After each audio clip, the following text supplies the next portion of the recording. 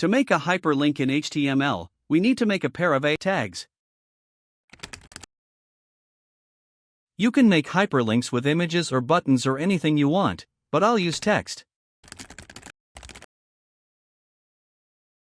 To input a link, type href.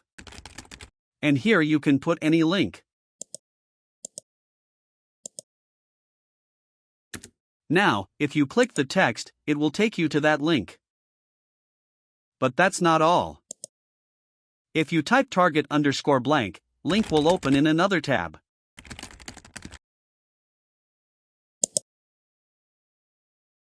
But, by writing _self, link will open in the same tab.